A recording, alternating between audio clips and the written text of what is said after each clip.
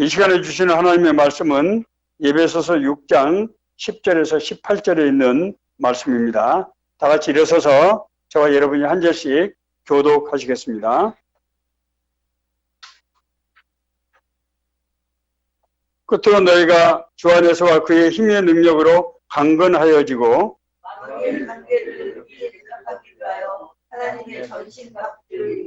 우리의 씨름은 혈과 육을 상대하는 것이 아니요 통치자들과 권세들과 이 어둠의 세상 주관자들과 하늘에 있는 악의 영들을 상대함이라. 이는 악한 날에 너희가 이 대적하고 모든 일을 행하는 길에 섞이게 함이라. 그런즉 서서 진리로 너희 허리띠를 띠고 의의 호심경을 붙이고 평안의 복음을 진지한 것으로 옷을 씻고 이 모든 것 위에 믿음의 방패를 가지고 이로써 능히 악한 자의 모든 불화살을 소멸하고 구원의 투구와 성경의 검 하나님의 말씀을 들으라.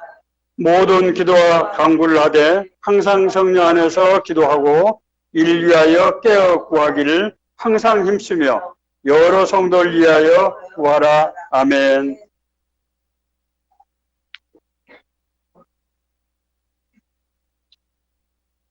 여러분 혹시 비타민 전도사라고 알려진 이왕재 교수님 얘기를 아세요? 이왕재 교수님은 서울대학교 의과대학 교수를 지내시고 이제 얼마 전에 은퇴를 하셨는데 저하고는 개인적으로 같은 교회에서 교사로 같이 동역하던 저하고는 굉장히 가까운 그런 분입니다. 저는 이왕재 교수님의 그 공고를 받아서 지금부터 1980년대부터 비타민 C를 정기적으로 복용을 하고 있는데 건강에 아주 큰 도움을 받았습니다. 저뿐만 아니라 그 이왕재 교수님 그 비타민 C 전도 덕분에 제가 생각하기에 우리나라에 정말 많은 사람들이 건강에 큰 도움을 받았다고 생각이 됩니다. 비타민 C의 효능은 되게 여러 가지 있습니다만 가장 중요한 것이 노화를 방지하고 면역력을 크게 강화하는 것으로 그렇게 알려져 있습니다. 이 비타민 C라고 하는 이 물질이 이 몸에 작용을 해서 우리 몸을 아주 정상적인 상태로 회복시키고 또 우리가 모든 기능이 잘 유지될 수 있도록 그렇게 하는 것입니다. 영적인 삶에도 비타민이 있습니다. 질병이 육신의 건강을 해치는 것처럼 죄는 영적인 건강을 해칩니다. 그런데 문제는 이 영적인 죄의 문제는 육신의 힘으로 이를 극복할 수가 없다는 거예요. 그렇지 않습니까? 오늘날 우리 세상을 한번 저희들이 생각해 볼 필요가 있습니다. 죄가 우리 세상을 어떻게 만드는가 하는 문제를 우리가 한번 생각해 볼 필요가 있는 거라고요. 오늘날 지식과 기술이 얼마나 빠른 속도로 지금 발전하고 있습니까? 그렇지 않습니까? 우리나라의 1인당 소득은 여러분 놀라지 마십시오. 2017년도에 우리가 3만 불에 도달했는데 2021년도 그러니까 올해 금년이지요. 금년 말 통계는 아마 내년도 하반기에 나올 거예요. 는 1인당 GNI로 말하면은 1인당 GDP로 말하면은 일본을 초월할 수 있다. 이렇게 전문가들이 보고 있어요. 여러분, 일본이 지금 어떤 나라인지 아세요? 경제 규모로 세계 3번째 나라거든요. 우리나라 사람들이 일본을 잘 모르는 경우가 있는데 일본이 정말 엄청난 나라입니다. 그런데 우리나라 1인당 지금 GDP가 일본을 지금 초월할 수 있는 단계에 와 있다고. 자, 그런데 오늘 우리 지금 사회를 한번 보십시오. 빈부격차가 지금 얼마나 심각합니까? 이로 인해서 사회에서 각 계층별로, 세대별로 갈등과 대립이 정말 아주 극화하고 있어요. 저는 요즘 아주 이제 텔레비를 보기가 싫어졌어요. 뉴스를 듣기가 싫어져서 너무 싸움질하고 서로 대립하고 억지로 문제를 만들고 이런 걸 보고 이제는 좀 싫어졌어요. 뿐만이니까 우리 가정이 붕괴되고 인명을 경시하는 그런 사조가 정말 우리 사회에 밑바닥에 깔리는 것이 아닌가 그런 생각이 들어요. 사회적으로 여러 가지 범죄들, 정결하지 못한 것들, 이런 문제들이 끊임없이 일어나고 있는 가운데 저를 정말 충격에 빠뜨린 것은 젊은이들이 비트코인 같은 저런 가상화폐에다가 올인하고 은행에서 감당할 수 없는 빚을 끌어다가 주택에다 투자한다는 얘기를 들었어요. 인생이 창창하고 정말 꿈과 비전을 살아야 될 젊은이들이 그런 생각을 한다고 하는 것은 그 사람 개인의 문제를 떠나서 이건 사회적인 문제고 우리 모두가 다 고민해야 될 책임을 느껴야 될 그런 문제라는 것이죠. 앞서 말씀드린 대로 기술이 발전하고 지식의 양이 증가하고 소득이 늘어나는데 왜 사회가 이렇게 어두워지고 이렇게 나쁜 쪽으로 지금 가고 있는가? 그게 뭐겠어요? 죄의 영이, 어둠의 영이 세상을 지배하고 있는 그런 증거라고 하는 것이에요. 믿음으로 모든 세계가 하나님의 말씀으로 지어진 줄 우리가 아나니 보이는 것은 나타난 것으로 말미암아 된 것이 아니니라. 무슨 말씀인가 하면은 우리의 눈에 보이는 현상들은 밖으로 드러난 것에 의해서 결정되는 것이 아니라는 거예요. 하나님의 역사가 하나님의 말씀이 세상을 움직여 나가듯이 하나님이 우리 개인의 삶을 주관하시고 인도하시고 움직여 나가듯이 악의 영도 세상을 그래서 작용을 하고 있다는 거예요. 세상이 악의 영에 지금 지배하에 있다고 하는 것입니다. 오늘 본문 말씀인 근거인 에베소 교회에도 이런 문제가 있었던 것 같아요. 에베소 교회는 소아시아 지역의 핵심적인 교회고 바울 사도가 가장 오랫동안 사역이 됐던 정말 힘을 들여서 세웠던 그런 교회입니다. 그 교회에 영적인 싸움의 문제를 바울 사도가 경고하고 있는 거예요. 자, 그러면은 이런 영적인 싸움에서 우리가 어떻게 승리할 수 있을 것인가? 우리에게 다가오는 끊임없이 다가오는 시험들, 시련들, 영적 도전들을 우리가 어떻게 극복하고 승리의 삶을 살 수 있을 것인가? 이를 위해서 우리가 먼저 왜 세상에 이런 영적 싸움이 있는가? 그 실체는 무엇인가? 그래서 우리가 어떻게 하면 그것을 극복할 수 있는가 하는 문제부터 우리가 생각을 해야 됩니다. 왜 세상에 이런 문제가 생겼을까? 결론부터 말씀드리면은 우리가 사는 세상은, 우리가 사는 사회는 악의 영에, 죄의 지배하에 있다는 거예요. 하나님이 만드신 세상은 성경은 에덴의 동산이라고 비유적으로 표현하고 있습니다.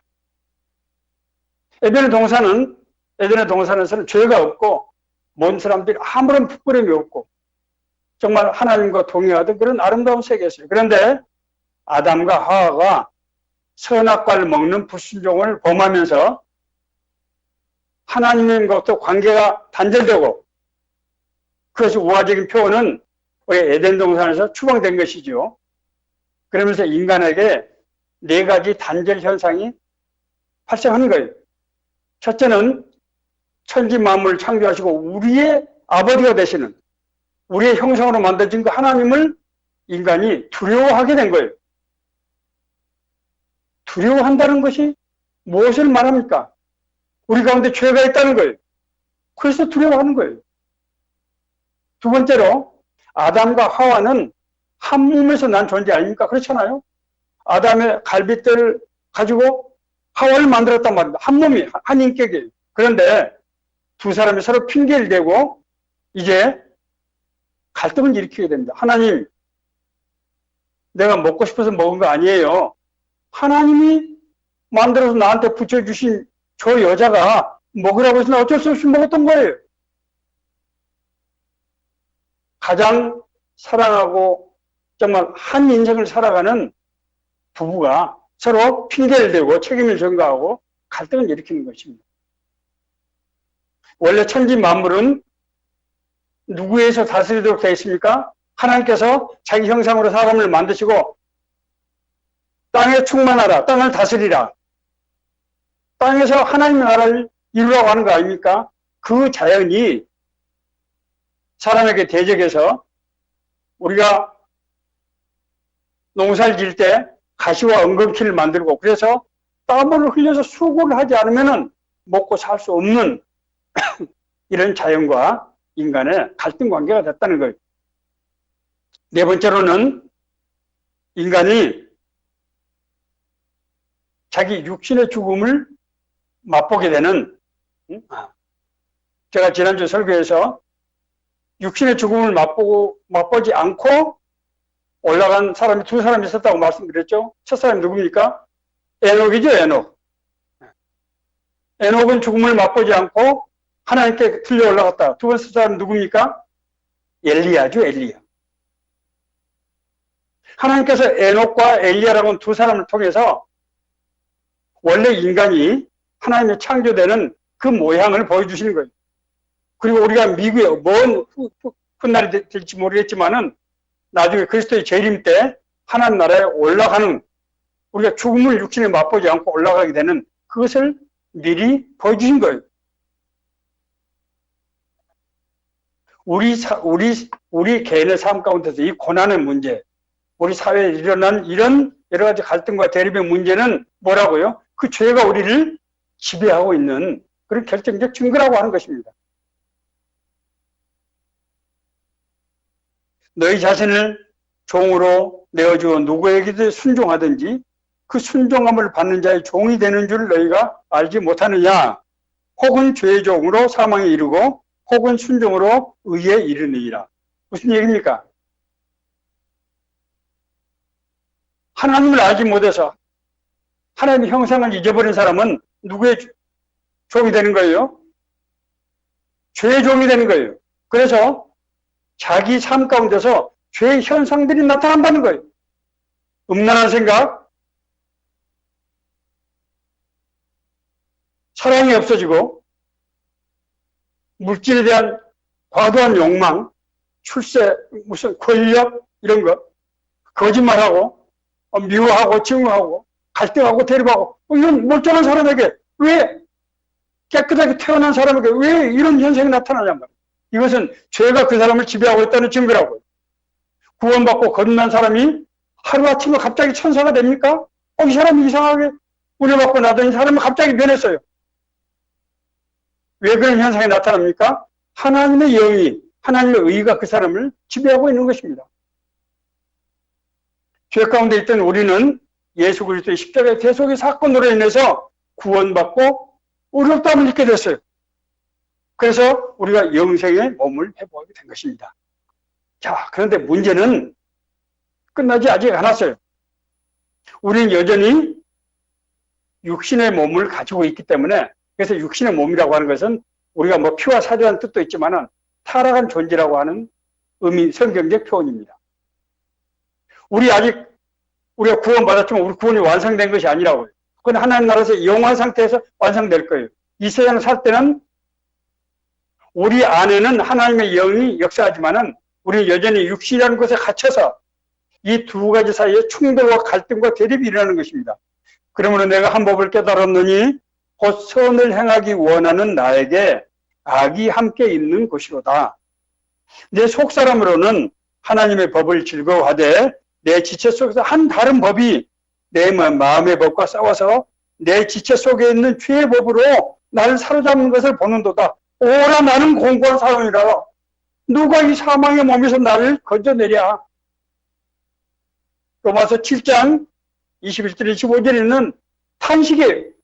구원받고, 이 사람은 불신자가 아닙니다. 구원받고 거듭난 사람이 자기 안에는 하나님의 영과 세상을 다스리고 있는 육신의 이 영사에서 충동을 일으키면서 말할 수 없는 고통과 그래서 탄식을 한다는 거예요. 누가 이 사망의 몸에서 나를 건져내랴.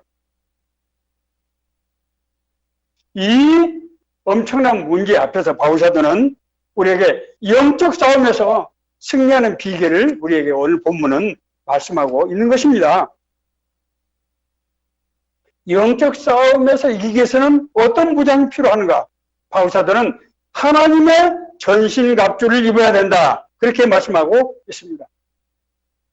끝으로 너희가 주 안에서와 그의 힘의 능력으로 강건해지고 마귀의 관계를 능히 대적하기 위하여 하나님의 전신갑주를 입으라. 전신갑주가 뭡니까?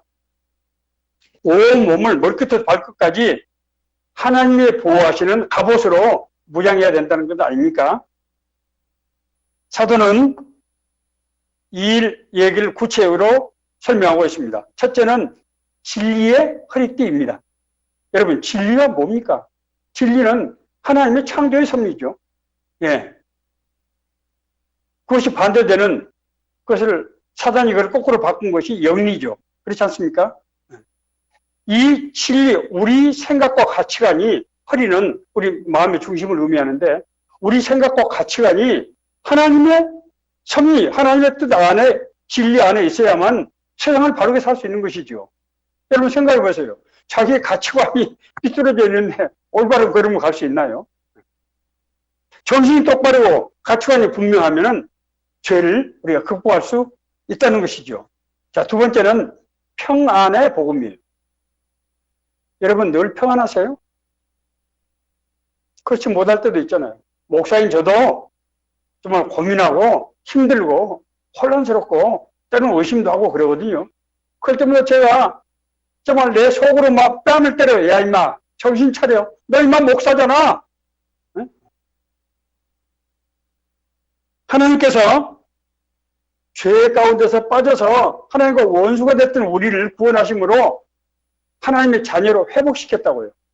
이걸 영어로는 reconciliation이라는 단어를 쓰는데 이것은 하나님과 화해가 이루어졌다는 거예요. 하나님과 화해가 이루어졌을 때 맨 처음에 나타나는 현상이 뭔지 아세요?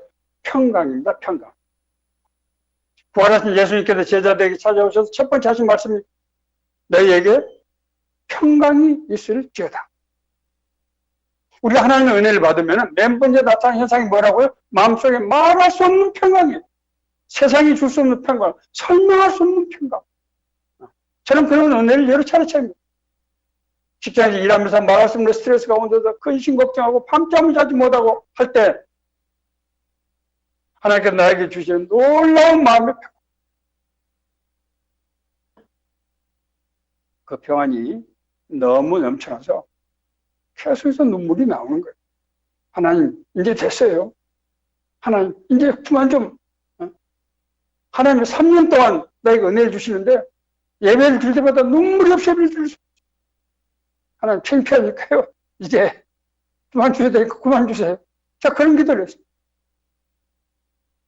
하나님께서 저에게 놀라운 평안을 주셨어요. 하나님을 우리가 만날 때 나타나는 현상이에요. 세 번째는 믿음의 방패입니다. 마귀의 공격으로부터 우리를 지키는 것은 믿음의 믿음. 자, 믿음이라는 게 뭡니까, 여러분? 믿음이 뭐죠? 믿음은 예수 그리스도가 날 위해서 십자가에 달리셔서 그걸 믿음으로 내가 구원받고 그래서 하나님의 자녀가 회복됐다. 이것을 확실하게 인정하는 것이 믿음이에요. 그래서 믿음은 자기 정체성에 대한 인식이에요. 내가 누구다, 남 누구다. 저는 성장 과정에서 힘들고 어려운 과정을 지내왔습니다. 청소년 성장 과정에서 너무 힘들었어요. 그때마다 나는 내 마음속에 항상 그런 말을 했어요. 너희들이 보는 나는 진짜 내가 아니다. 나는 너희들이 생각하는 그런 사람이 아니야. 나는 언젠가 이 나라를 위해서 민족을 위해서 나는 크게 일을 할 거야. 두고 봐. 나는 그런 정체성을 가지고 내 청소년기의 위기를 극복할 수 있었습니다. 믿음은 내가 하나님의 자녀라는 거예요. 우리가 똑바로 이런 인식을 가지고 있으면은 사단 마귀가 역사하지 못한다는 거예요.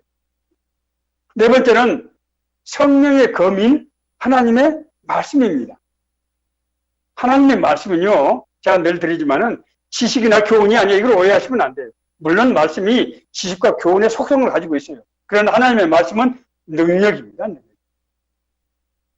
하나님의 능력. 모세의 지팡이는 하나님의 능력을, 권능을 상징하는 거예요. 하나님의 말씀에 들어갈 때 병자가 치유되고 귀신이 쫓겨나고 죽을 사람이 살아나는 거예요. 하나님의 능력이기 때문에. 끝으로 기도입니다. 기도. 자, 기도는 하나님의 모든 약속들을 우리에게 연결시켜주는 연결고리예요. 그래서 기도하지 않는 사람은 하나님께서 우리에게 주신 그 가진 보화를 하나도 쓰지 못하고 있는 거예요. 기도는 하나님의 언약을 우리 가운데서 받게 하는 연결고리라고. 이 5가지를 하나님의 은혜의 수단이라고 말하는 거예요. 이 5가지가 제대로 되면 세상에서 에덴의 동산이 내 삶 가운데 바로 이루어지는 거예요. 세상에서 걱정, 근심, 불안, 의심 모든 것이 다 무의미해지게 되는 거예요. 자, 문제는 구슬이 서말이라도 깨워야 법이 아닙니까? 이걸 우리가 우리 삶 가운데 이게 이거 지식, 이거 알면 뭐합니까? 신학 박사가 다 평탄한 삶 사는 줄 아세요? 그렇잖아요. 제가, 아이고, 신학 박사들이에요. 잘못 말하면 안 되는데. 제 얘기는 지식은 우리가 믿음으로 인도하는 길이죠. 그러나 실제로 그것이 우리 삶 가운데 적용이 되지 않으면 안 된다고 하는 것을 말씀드리는 것입니다. 그래서 저는 오늘 이 하나님께 우리에게 주신 이 5가지 말씀을 어떻게 우리 삶 가운데서 적용할 것인가 하는 것을 알려고 하면은, 첫째는 이 각기 주신 은혜의 수단이 하나하나 의미가 무엇인지를 먼저 알아야 된다는 거예요. 두 번째로 그것도 우리 삶 가운데 적용할 수 있는 그런 장치가 있어야 된다고 하는 것입니다. 자, 하나님의 말씀. 하나님의 말씀은 제가 하나님의 능력이라고 말씀드렸어요. 여러분, 하나님의 말씀이 얼마나 무서운 줄 아세요? 제가요, 과거에 이제 90년대에 분당에 살 때, 그 당시에 제가 직장 선교 활동을 했기 때문에 일주일에 한 번씩 국무총실에서 성경 연구반을 만들어서 제가 12명의 우리 직원들, 그 당시에 제가 사무관 시절이었는데, 과장선생이라는 직장했습니다만, 그때 12명 중에 송태호 장관님 1급 공무, 그 당시에. 국장들 2사람, 과장들 3사람. 물론 여직원도 있고, 우리 같은 동료 사무관도 있었습니다만, 그분들을 제가 한 3년 가르쳤습니다. 이제 시간이 없기 때문에 지하철 분당에서 광화문까지 오는데 지하철 50분이 정확히 걸립니다. 출근 때 50분, 퇴근 때 50분씩을 그것을 졸면서 성경을 읽고 묵상하고 해서 성경 질문지를 만들어가지고 일주일 전에 주고 후에 공부하는 겁니다. 지금도 그것을 쓰고 있습니다. 하나님의 말씀은 능력이에요. 그때 그 성경 공부를 통해서 많은 사람들이 돌이키고 바로 서고 하는 것을 제가 봤어요. 너무 그때 은혜를 받아가지고 송태호 장관님 같은 경우에는 청와대 가셔서 계속 저에게 돈을 보내시는 거예요. 너무너무 고맙다고. 예수님께서 사탄을 공격하실 때 어떻게 공격하시는지 아세요? 예수님께서 공생이 시작하시기 전에 광야에서 40일 동안 금식하시면서 시험을 받으십니다. 그렇죠? 첫 번째 시험이 뭐였습니까? 사단이 네가 하나님의 아들이거든 그 돌덩어리로 하여금 떡이 되게 하라. 한번 해봐라. 예수님은 40일 동안 금식하셨잖아요. 얼마나 배가 고팠겠어요. 그때 예수님께서는 사단을 꾸지려만 하지 않고 욕을 하지 않고 사람이 떡으로만 살 것이 아니요 하나님의 입으로 나오는 모든 말씀으로 살 것이니라. 신명기 8장 3절에 있는 말씀을 했을 때 사단은 힘을 잃고 무력해져 버렸어요. 더 이상 그 시험을 쓸 수가 없게 되는 거예요. 하나님의 말씀은 뭐라고요? 하나님의 능력이에요. 모세의 지팡이는 하나님의 말씀의 권능을 상징하고 있어요. 하나님의 말씀으로 할 때 예수님께서 제자들에게 3가지 권능을 주셨어요. 병 고치는 권능, 두 번째 뭐죠? 귀신 쫓아내는 권능, 복음의 권능. 은과 금은 내게 없거니와 내게 있는 것을 내게 주느니 나사렛 예수 그리스도의 이름이 일어나 걸으라 할 때 나면서부터 걷지 못한 사람이 벌떡 일어나서 춤을 추면서 성전 안에 들어서 예배를 드렸다. 그렇게 성경 기록하고 있어요. 이게 왜요? 권능입니다. 권능. 우리가 하나님의 말씀을 왜 읽어야 되느냐? 하나님의 말씀을 왜 묵상해야 되느냐? 이것이 권능이에요. 권능. 하나님의 말씀을 묵상하고 하면은 우리 안에 권세와 능력이 생겨서 공무원이 어떻게 해서 국민들을 다스립니까? 헌법과 법률에서 그 일할 수 있는 권세, 자격을 주고 그 일할 수 있는 법적인 힘, 능력을 주는 거잖아요. 권능. 그래서 일하는 것 아닙니까? 하나님의 자녀들에게 하나님께서 뭘 주신다고요? 권세와 능력을 실제로 주신다고요. 그게 말씀이에요, 말씀. 하나님의 말씀으로 할 때, 제가 그때 성경 공부하고 지하철에 살 때, 이게 영적인 일이라 귀신 들린 사람들, 특히 영적으로 시험 당한 사람들이 와서 저한테 간족거리는 거예요. 아, 뭐, 나도 뭐, 옛날에 뭐, 신학도 공부하고 성경을 몇 번 읽었는데 와서 제가 눈빛을 보면은 내 눈을 쳐다보지 못합니다. 제 직장 동료 한 사람이 있었는데 이 사람이 악령에 걸린 사람이었어요. 저하고 제 집사람이 기도해서 금요 기도 시간에 이 악령이 쫓겨났다는 느낌이 들었는데 나중에 전화해보니까 정말 그때 악령으로부터 자유롭게 됐어요. 그 형제가 자유롭게 되기 전에 제가 근데 자꾸 와서 말을 걸어오는 거예요. 그 형제 이름이 양씨입니다. 양누구 내가 하는 이 말을 따라서 한번 해봐. 그래서 제가 주기도문 하늘에 계신 우리 아버지여 이름이 그러고 이 형제가 엉엉엉 합니다. 얼핏 들으면 주기도문 같지만은 사실 주기도문이 아니에요. 악령은 하나님의 말씀을 입에 올릴 수가 없습니다. 그리고 눈을 똑바로 볼 수가 없어요. 눈이 영혼의 창이에요. 자, 두 번째 기도입니다. 기도. 기도는 아까 제가 하나님의 권능이 우리에게 임하도록 하는 연결시키는 연결의 고리다 이렇게 말씀드렸습니다. 자, 너희가 내 안에 거하고 내 말이 너희 안에 거하면은 무엇인지 원하는 대로 구하라. 그리하면 이루리라. 요한복음 15장 7절 말씀입니다. 너희가 내 안에 거하고 너희가 나의 사랑하는 자녀고 너희 안에 내 영이 있고 너희가 내 안에 거하고 내 말이 너희 안에 거하면 너희들이 나의 언약의 말씀을 너희들이 말씀을 읽고 묵상하고 기도하면은 그 말씀의 약속대로 이루어진다는 거예요. 기도는 하나님의 언약을 우리 삶 가운데 적용시키는 그런 도구라는 거예요. 유대 한 서기관이 자기 아들이 귀신 들렸어요. 생각해 보세요. 유대 서기관은 율법학자고 정말 대단한 믿음의 사람인데 이 사람이 자기 아들이 악령에 걸린 겁니다. 이게 도대체 뭡니까? 이게? 그래서 예수님의 제자들을 찾아와서 예수님의 제자들에게 간청을 했어요. 그 당시에 서기관 예수님의 제자들, 그 당시에 예수님의 제자들이 이단으로 이식되던 시절이었기 때문에 상상할 수 없는 일입니다. 얼마나 다급했으면 찾아왔겠어요. 와서 내 아들을 좀 살려주십시오. 그런데 제자들이 이 귀신을 쫓아내지 못하는 거예요. 그래서 어쩔 수 없이 예수님께 데리고 왔어요. 그래서 예수님께서 그 아이를, 귀신을, 악령을 추방했어요. 그래서 이제 제자들이 예수님한테 가서 물었습니다. 네.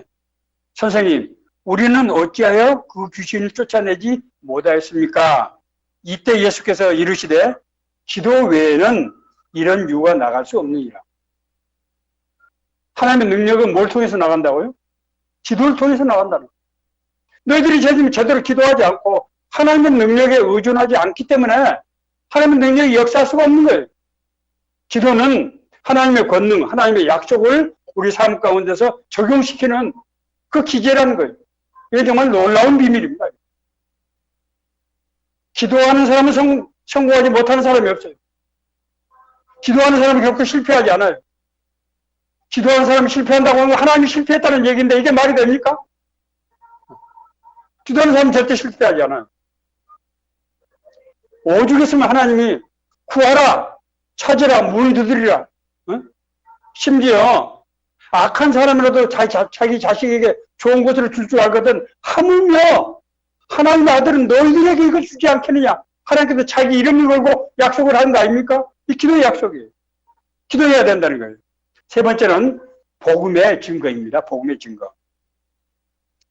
예수님께서 갈릴리의 낙향에 있는 제자들을 예수님께서 십자가에 달리시고 난 다음에 제자들이 핍박을 피해서 갈릴리를 낙향했죠. 그때 부활하신 예수님께서 갈릴리에 찾아가셔서 예루살렘을 떠나지 말고 아버지께서 약속하신 것을 기다리라.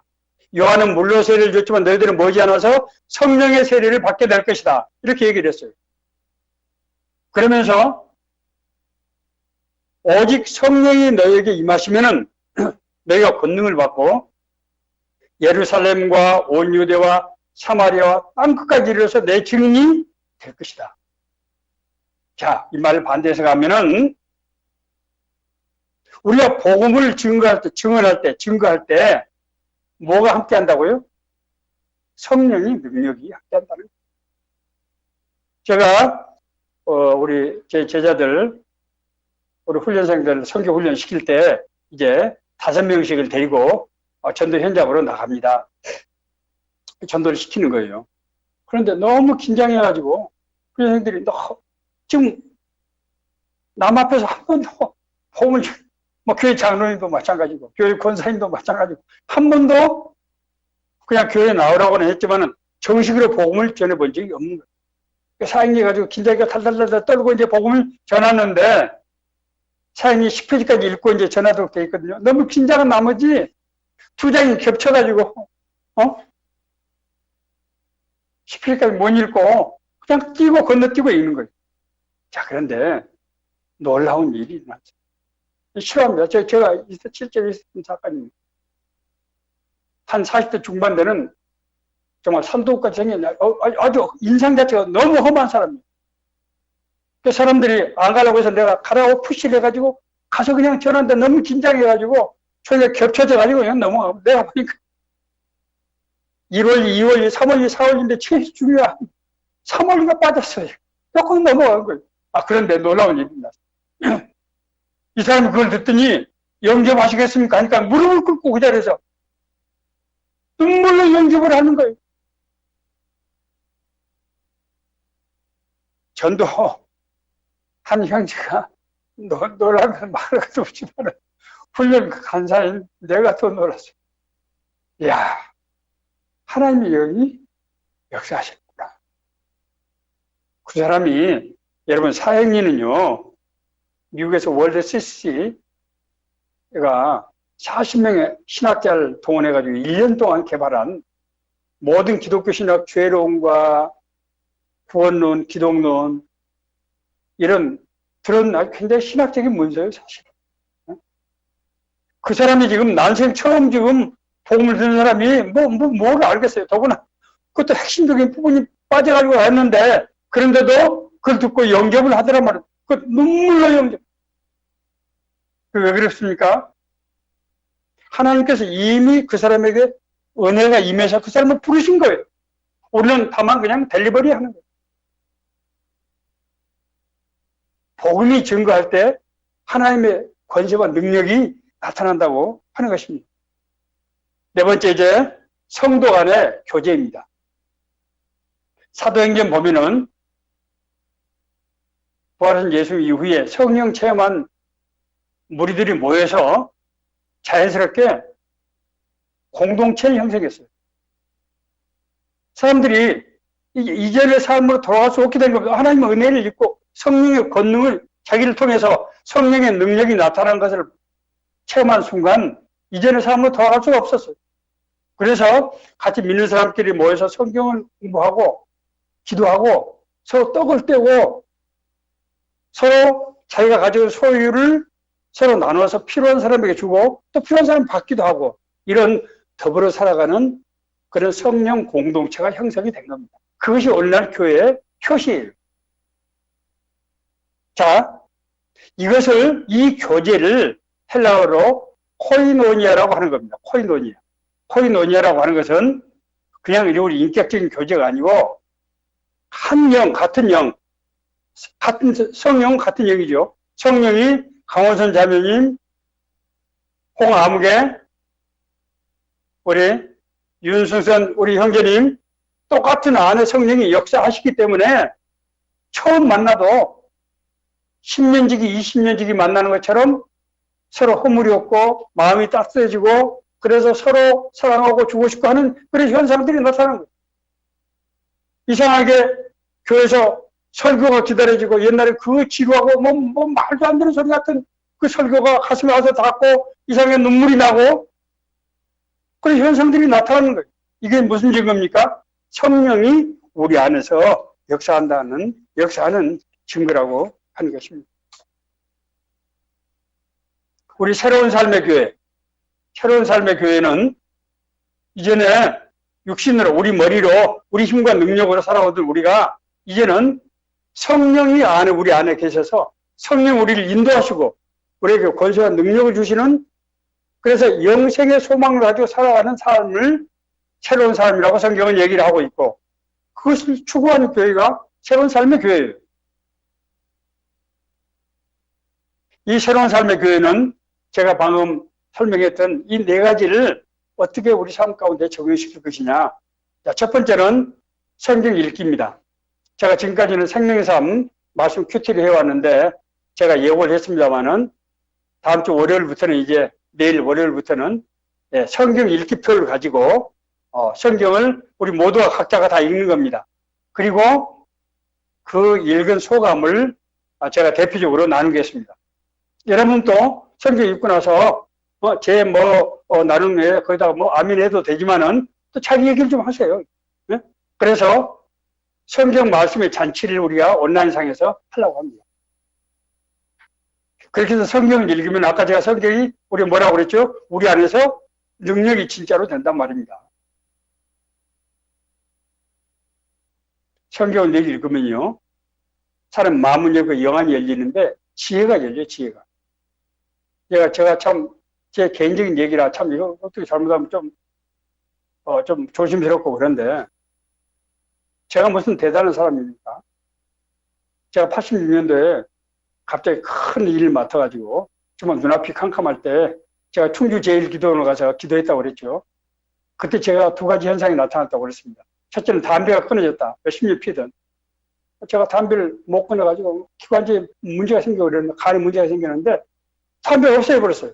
두 번째, 사실 담배보다 더 놀라운 것은 제 마음문이 영안이 열렸어요. 사물이 직장에서 일 제가 공직에서 고위공무원 생활을 했습니다만은 제가 이렇게 말씀드리면 그런다고 스트레스가 없었다고 하는 건 아니에요. 그러나 일이 눈에 보이기 시작했어요. 사물이 보이기 시작했어요. 하나님의 능력입니다. 성경 말씀을 읽고 묵상한 사람은 마음을 열고 영안이 열려서 사물이 눈에 보입니다. 자, 그래서 1년 1독 성경을 하는 것이 굉장히 중요하다. 자, 두 번째, 기도. 제가 아까 기도 말씀드렸죠. 매일 가급적이면 여러분 새벽 5시부터 6시까지는 기도의 시간으로 정하는 것이 좋습니다. 할 수 있으면. 기도할 때 우리가 필요한 것을 하나님께 구하기도 하지만 사실은 그것은 일부예요. 여러분 기도해 보시면요. 하나님께서 음성을 들려주세요.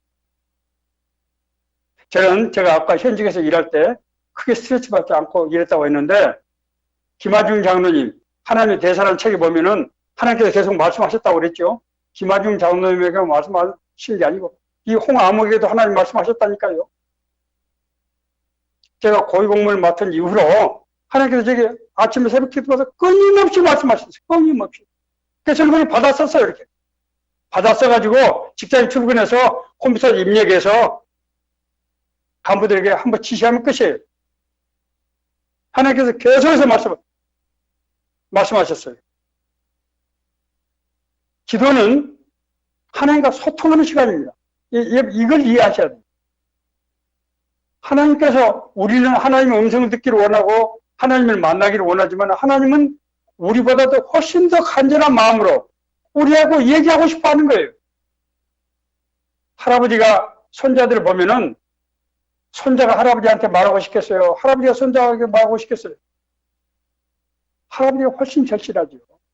하나님은 그러신 거예요. 우리는 갈 길을 알지 못하고 헤매고 하는데 하나님은 얘기해주고 싶은 거예요. 야 임마, 홍 목사, 이놈아, 너 그거 아니야. 내 말 들어. 너 자꾸 허공치지 말고 헷갈리지 말고 내 말 똑똑히 들어. 하나님께서 끊임없이 말씀해 주시는 거예요. 기도는 그 과정이에요. 하나님과 소통하는 과정, 하나님과 대화하는 과정이 정말 기도 한번 해보세요. 세 번째, 그래서 이제 우리 교회는 개인적으로 새벽 기도하고 금요일 날은 금요 심야 기도를 합니다. 이 심야 기도에서는 저희들이 중요한 문제, 우리 성도들 위해서 다 기도하지만은 특별히 중요한 문제를 놓고 기도하는데 저는 늘 우리 성도들이 그렇게 얘기합니다. 솔직히 말씀드리면 하나님께서 좀 들어주시라고 하는 얘기도 해요. 하나님, 우리가 이렇게 기도하는 거, 밤중에 나와서 기도하는데 이 기도가 허공을 치는 기도가 되어서 되겠습니까? 말이 안 되지 않습니까? 우리가 향방 없는 기도가 돼서 안 되지 않습니까? 하나님, 우리 기도 들어주세요. 그 기도 내용 중에서는 우리 인간의 상식으로 이해 안 되는 그런 내용도 있어요. 하나님께 우리 들은다고 약속하셨잖아요. 시시한 거 들어주시면은 그게 하나님 응답하시는 것인지 지가 잘 산 건지 모르죠. 그렇게 기도하고 있어요. 자, 교제 증거, 교제와 증거. 우리 교회가 지금 아직 제대로 되지는 않고 있는데 매주 수요일은 가정교회 날로 정해서 여러분들이 앞으로 조금 제가 공부하는 과정을 좀 마치시면은 가정교회 목자가 돼서 주변 사람들, 우리 직장에 우리 직장에 있는 우리 직원들 또 뭐 직장의 동료들 사람들 모아서 일주일에 한 번씩 성경 공부도 하고 거기서 삶도 나누고 기도도 하고 떡을 떼면서 서로 돕고 그래서 그것이 교회가 되는 것입니다. 삶의 현장이 교회가 되는 것입니다. 그래서 가정교회와 예루살렘 교회는 이 교회가 예루살렘 교회 같이 나중에 주일에 모이는 교회 가정교회는 예루살렘 교회의 지교회가 되는 겁니다. 자기 삶의 현장이 바로 교회예요. 그럴 때 뭐가 역사하신다고요? 성령께서 역사하시는 거예요. 그 안에 너희가 두셋이 함께 있는 곳에 내가 너희와 함께 한다. 예수님의 약속이에요. 그래서 앞서 말씀드린 대로 그 은혜 받은 사람들이 교제를 할 때 성령께서 역사하신 것입니다. 오늘날 우리 사회에서 일어난 이 일들을 보면서 제가 정말 죄가 관영한 그런 증거다 이렇게 말씀드렸습니다. 우리 삶 가운데서 이렇게 혼란스럽고 너무나 불안하고 걱정, 근심, 의심이 끊이지 않고 있는 가운데 있습니다. 이런 일이 영적인 싸움이 바탕에 깔려 있다는 것이 목회자의 판단이에요. 이 문제는 우리의 육신의 힘으로 어렵다는 거예요. 하나님께서 그러기 때문에 우리에게 이 말씀을 주신 거예요. 하나님의 전신갑주를 입어라. 기도하고 내가 주는 성령의 검을 활용을 해라. 믿음의 방패를 들라. 그리고 너희들이 교제할 때 내가 너희와 함께한다. 이게 약속이에요. 이 말씀이 그저 우리에게 지식이 아니고 저 목사니까 하는 소리가 아니고 교회니까 하는 소리가 아니고 하나님께 나에게 주시는 생명의 말씀이구나. 은혜의 말씀이구나. 나를 인도하시는 말씀이구나 하고 아멘을 받아들일 때 우리 실제로 삶 가운데 살 때 정말 하나님의 역사가 나타난다고 하는 것입니다. 이 말씀이 우리 모두에게 은혜를 주시고 생명을 주시는 그런 권능의 말씀 되기를 간절히 바랍니다.